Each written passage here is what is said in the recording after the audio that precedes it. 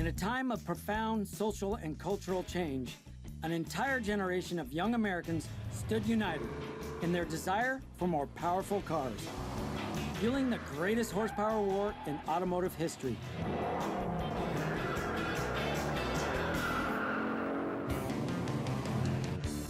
Screeching rubber through turns, roaring down back streets and country lanes, were fun-loving drivers in their wild and powerful dream machines. Just about anyone could afford to fly down the road in a boldly styled, attention-grabbing American icon, the muscle car.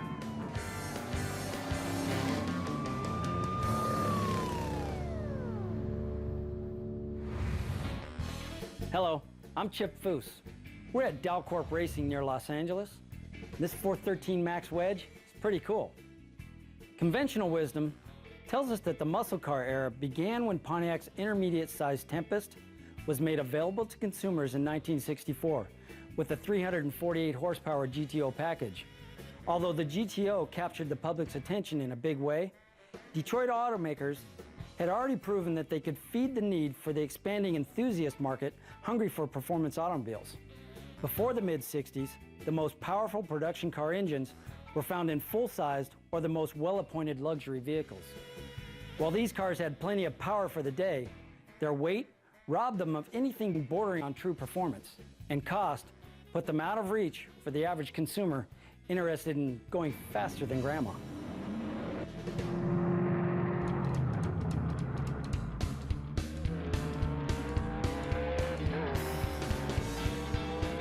Muscle cars are lots of things to lots of people, but really what they are Detroit cars built between 1955 and 1971 with extremely large, powerful engines. The muscle car era really started before '64. There's a lot of talk about DeLorean and starting the whole thing with the '64 GTO. Certainly that had a big impact, but there were muscle cars, perhaps not clearly as defined, but they were certainly performance cars long before that. During the late 40s and early 50s, and indeed into the early 60s, most of the emphasis on performance was with hot rods. If you wanted a hot car, you got a hot rod. You got a 1932 Ford, probably, and fixed it up. If you wanted a car that looked good, you got a 49, 50, 51 Mercury, chopped the top, lowered it, did all kinds of body modifications to it, and made it look great. If you were into performance and you weren't into sports cars, and most of us who grew up in the States were not into sports cars at that time, the only thing you really had was hot rods. And hot rods required a lot of ingenuity, being adept with tools, having access to machine shops so that some of the engine work could be done. A promising and powerful production car of the early 50s was a sleek 5-liter 6-cylinder Hudson Hornet. It achieved success in stock car racing, but was discontinued when the company was folded into Nash in 1955. During this same period, Ford, motivated by the popularity of racing and America's desire for horsepower, moved away from its decades-old flathead design and introduced an overhead valve Y-block V8 with the potential of real performance. And at Chevrolet, visionary Corvette engineer Zora Arkus Duntov was urging his bosses to do the same. He wrote a very famous letter to General Motors corporate that said, what Ford is doing is what we should be doing. We should be building products that the enthusiasts can buy very inexpensively, that they can hop up their cars, and that will tend to cement that whole brand loyalty thing and make them a Chevrolet or a Pontiac or an Oldsmobile person for the rest of their life. Chevrolet didn't really have a performance image. It was the inexpensive GM car.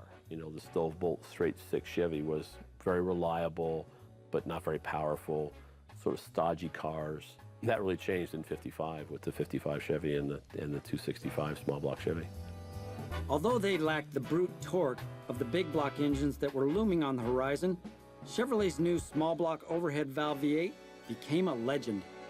It was relatively small, but the car was relatively light, and the combination of that 265 cubic inch overhead valve V8 with a moderately high compression. For its day, the compression was in the 7s.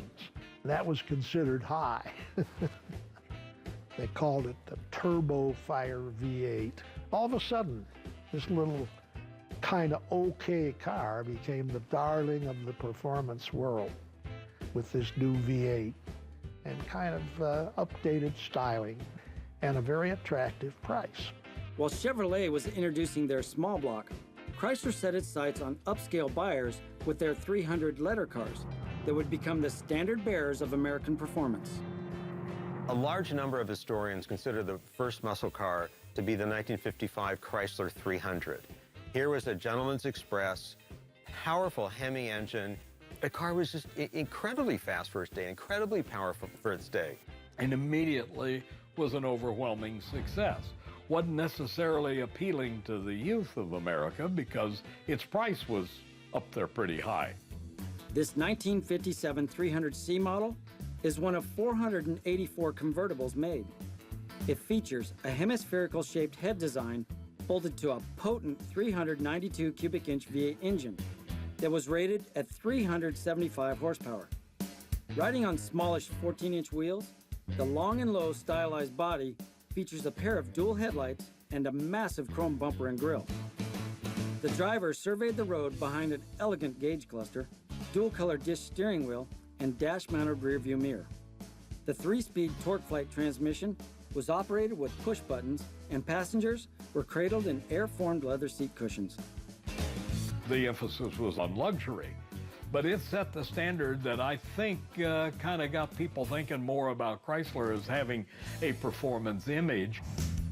Coming up, as a kid, you always wanted the fastest car that was out there. Just part of our culture, you know, the faster the car, the cooler it was.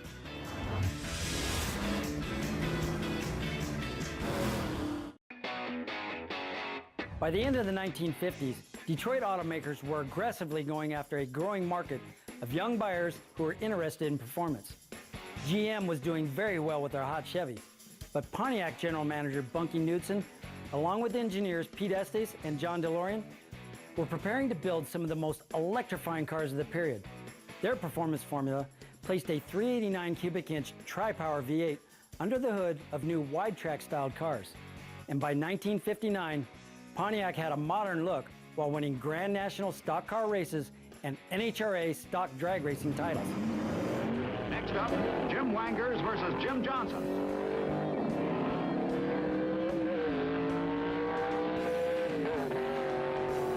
The B Factory Experimental takes the modified sports car. Not every consumer was a racing enthusiast. But when it was explained that one of the reasons why this Pontiac is winning all these races is because it has wide track. It has the widest tread. Look at as it goes around that track. Look how well balanced it is. Look how it doesn't roll. Look how the driver has much more control. And now into the final turn. That's why it's winning races.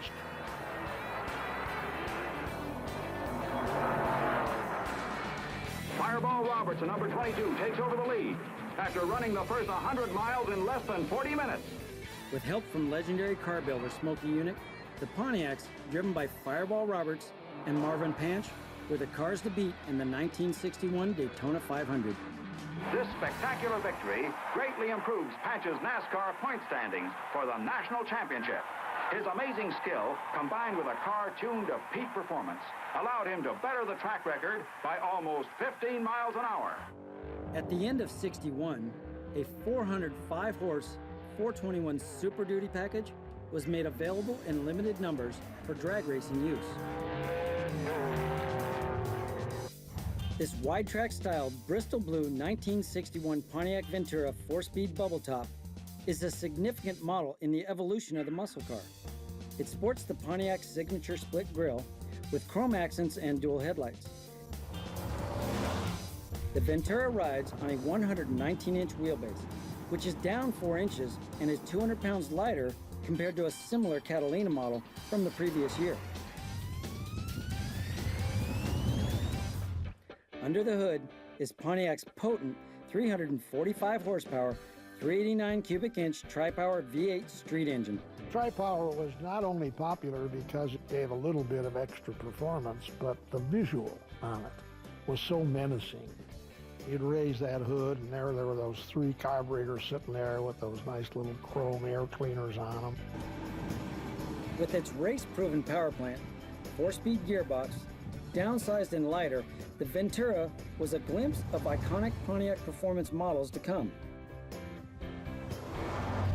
This fine, all-original example is just one of the significant GM cars from Rick Trewergy's amazing Muscle Car City Museum in Punta Gorda, Florida.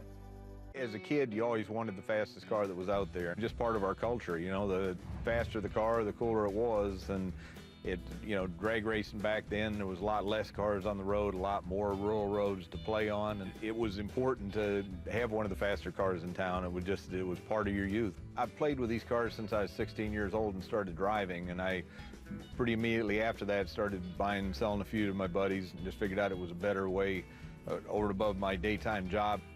I've been doing it seriously since about 1973. I started saving at least a car a year, thinking I'd sell them off when I was ready to retire.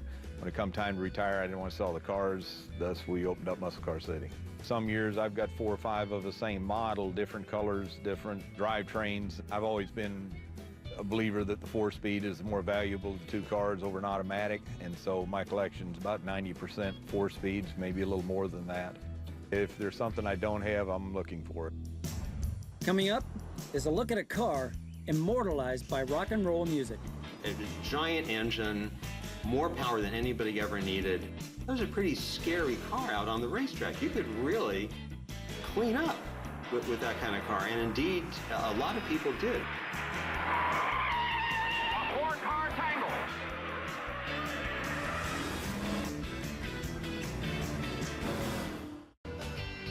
The Turbofire small block V8 engine of the 50s put Chevy on the performance car map. But a big block 409 introduced in 1961 would put the bow tie on the music charts. Popularized by the famous Beach Boys song, the 409s were winners on NASCAR speedways and at the drag strip. Today, many enthusiasts consider vehicles produced with these iconic engines Chevy's first real muscle cars. This highly prized 1962 Chevrolet Bel Air Bubble Top 4-speed 409 is an historic jewel in the Muscle Car City collection. In every year there was a performance model as well as a trim package on those cars. There's Biscaynes, there's Bel Airs, there's Del Reys, all through the years different models. The Bel Air being pretty much the king of the hill until '58 when the Impala came around. Then the Bel Air was a secondary line after that. It wasn't the top trim model. Muscle Car City's sleek Roman red Bel Air has color-matched steel wheels with plain hubcaps. Up front, the chrome bumper underscores a wide, simple grille and dual headlights. The rear features a rather plain, squared-off form with dual taillights. Inside is a spacious dash with AM radio, tachometer, bench seats, and 4-speed stick. Perched under the hood is a 409 cubic inch, 409 horsepower big block, sporting an aluminum dual-plane intake manifold and desirable dual 4-barrel carburetors.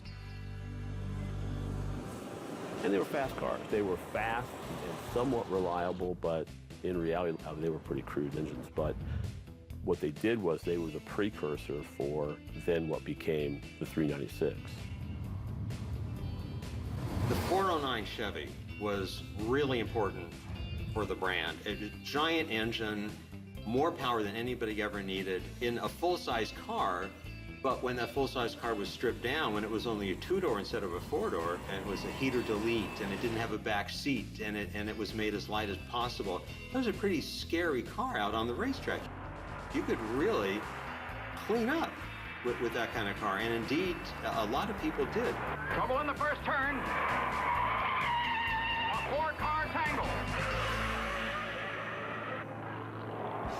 Prior to '62, Chevy's arch-rival Ford was down on power until they installed their 390 cubic inch V8 FE M code in the Galaxy.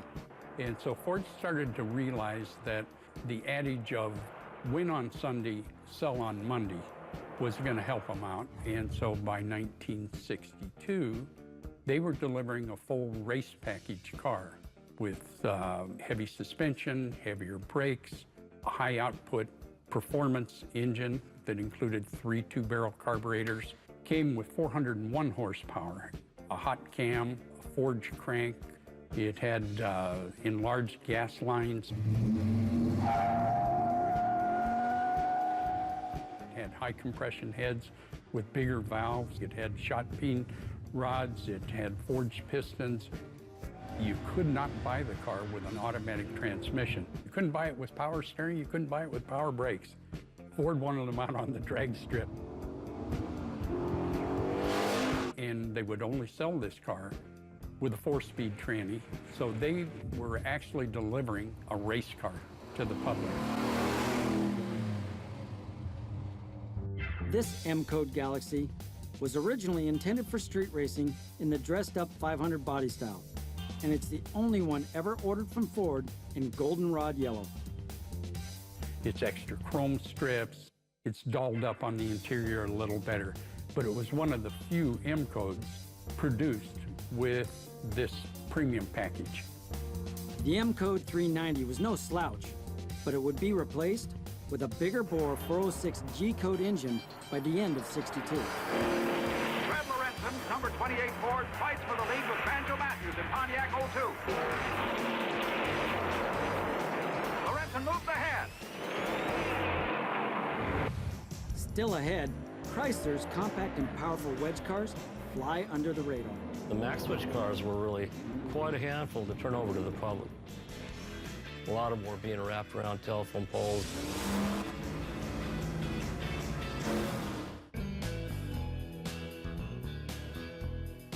Today, and most certainly back in the early '60s, it was hard for owners of fast cars to drive across town without attracting a stoplight challenge.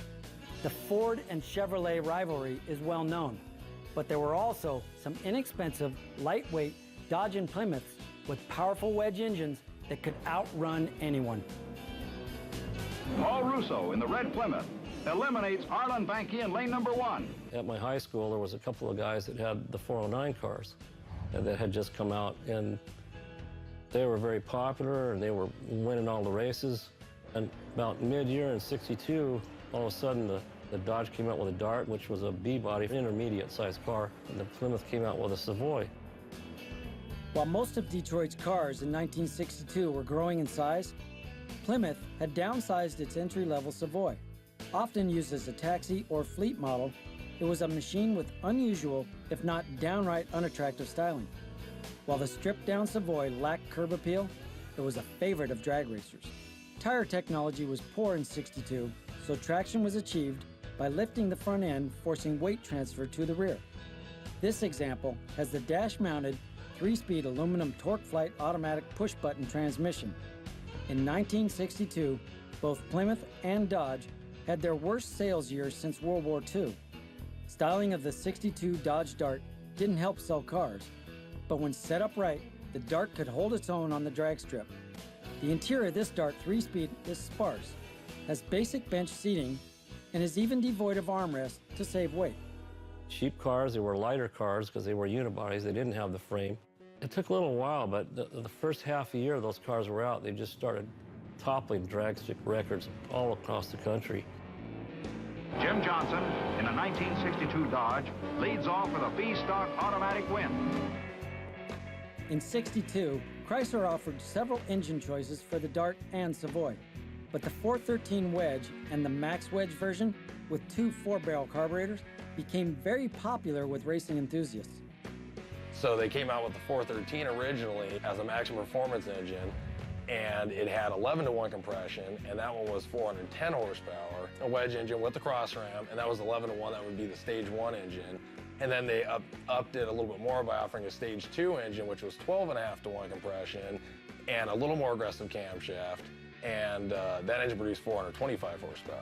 It was only a car that weighed, 3,000, 3,100 pounds. That's a pretty decent power to weight average, especially for those days. And, you know, I think it was something that the market maybe wasn't 100% ready for, but Chrysler was ready to sell the cars if they could.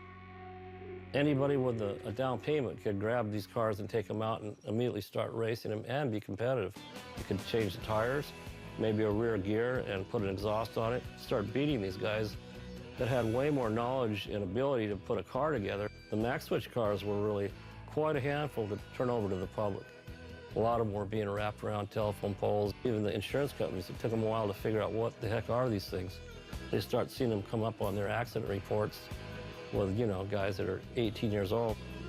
In fact, in '62, they had a warranty on those motors. They had the 5 or 50,000 mile warranty on them. But so many of them were being blown up and they were replacing motors, you know, on a weekly basis. So even Chrysler found out it was a little bit much to be setting loose on the street. By '63, they had a disclaimer and just said, you buy this car, you're on your own. These great Dodge and Plymouth cars with their Max Wedge motors look fast, even when they're standing still at this great facility, Dalcorp Racing. The early '60s performance cars, built by Chrysler, Ford, and General Motors, would soon evolve into a new paradigm of machines that today are simply known as muscle cars. I'm Chip Foose. I'll see you next time on American Icon, the muscle car.